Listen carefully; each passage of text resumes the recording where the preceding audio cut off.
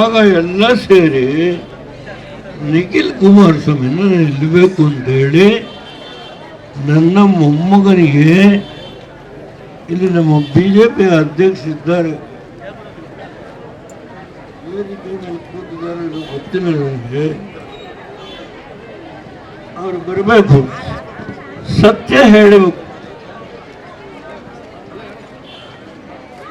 ಆಗ ಕುಮಾರಸ್ವಾಮಿ ಕೊನೆಗೆ ನಿಖಿಲ್ ಕುಮಾರಸ್ವಾಮಿಗೆ ಒಪ್ಪಿಗೆ ಕೊಟ್ಟು ದೇವ್ರ ಸಭೆಯಿಂದ ನಾನು ನಿಮ್ಗೇನೇನು ಮಾಡಿದ್ದೀನಿ ತಾಯಿ, ನೀವೆಲ್ಲ ನನ್ನ ತಾಯಿಯ ಸಮಾನ.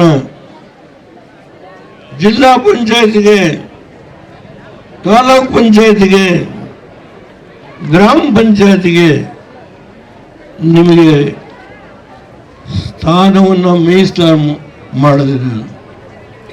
ನೀವು ಎಂದು ಜಿಲ್ಲಾ ಪಂಚಾಯತ್ ಹೆಸರಾಗಲಿಕ್ಕೆ ಸಾಧ್ಯ ಇತ್ತಿಲ್ಲ.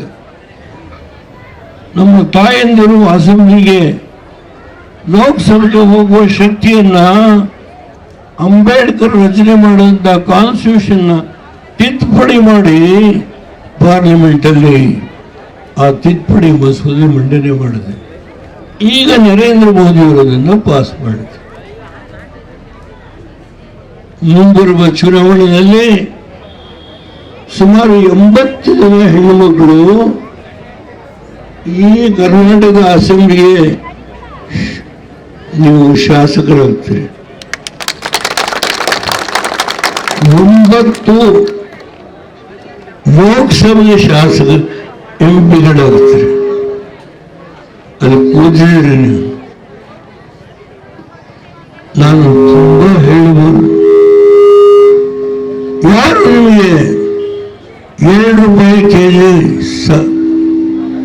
ಅಕ್ಕಿ, 3 ರೂಪಾಯಿ ಕೆಜಿ ಗೋಧಿ, 3 ರೂಪಾಯಿ ಕೆಜಿ ಸಕ್ಕರೆ, 3 ರೂಪಾಯಿ 1 ಲೀಟರ್ ಸೀಮೆಎಣ್ಣೆ ಸಿದ್ದರಾಮಯ್ಯ ಹೇಳ್ತಾರೆ.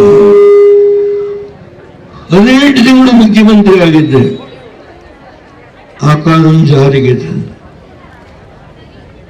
ಇಗ್ಲೂರು ಅಣೆಕಟ್ಟೆ ಇರ್ಬೋದು,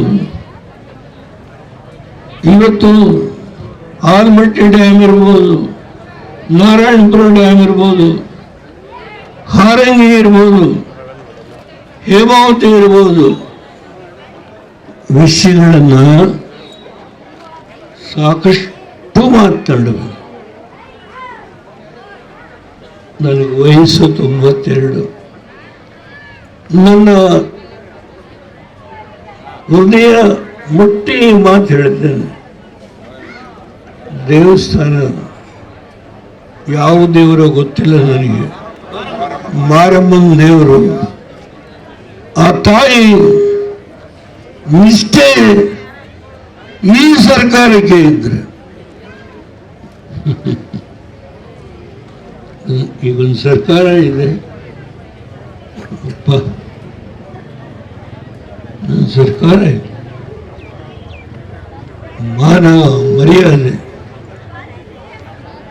ಏನಾದರೂ ಕಿಂಚಿತ್ತಾದರೂ ಮಾನ ಮರ್ಯಾದೆ ಇರುವಂತ ಒಂದು ಸರ್ಕಾರ ಕರ್ನಾಟಕದಲ್ಲಿ ಇದೆಯಾ ಅಂತ ನಾವು ಹೇಳಿದ್ರೆ ಇವತ್ತು ಎದೆ ಮುಟ್ಟಿ ಹೇಳಬೇಕು ಅಂತ ಒಂದು ಮರ್ಯಾದೆ ಉಳಿಸ್ಕೊಂಡ್ರೆ ಸರ್ಕಾರ ಉಳಿದಿಲ್ಲ. ಇವತ್ತು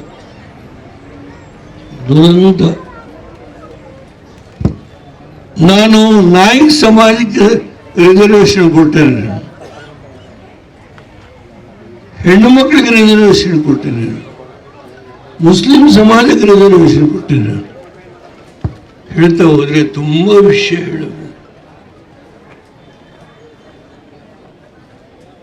ಕಾಡುಗೊಲ್ಲರಿಗೆ, ಬೆಸ್ತ ಸಮಾಜಕ್ಕೆ ಪಾರ್ಲಿಮೆಂಟಲ್ಲಿ ಹೋರಾಟ ಆಯಿತು.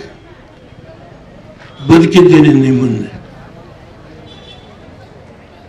ಆ ಸಮುದಾಯವನ್ನ ಪರಿಶಿಷ್ಟ ಸಮಾಜಕ್ಕೆ ಸೇರಿಸ್ತಕ್ಕಂಥ ಕೆಲಸವನ್ನು ಮಾಡುವ ಜವಾಬ್ದಾರಿಯನ್ನ ಈ 92ನೇ ವಯಸ್ಸಿನಲ್ಲಿರ್ತಕ್ಕಂಥ ದೇವೇಗೌಡ ಆ ಹೊಣೆಗಾರಿಕೆಯನ್ನು ಹೊತ್ತು ನಾನು ಆ ಕಾರ್ಯವನ್ನು ಕೃತಿಗೆ ಇಡಿಸ್ತೇನೆ, ಆ ಸಮುದಾಯಕ್ಕೆ ಸಹಾಯ ಮಾಡ್ತೇನೆ.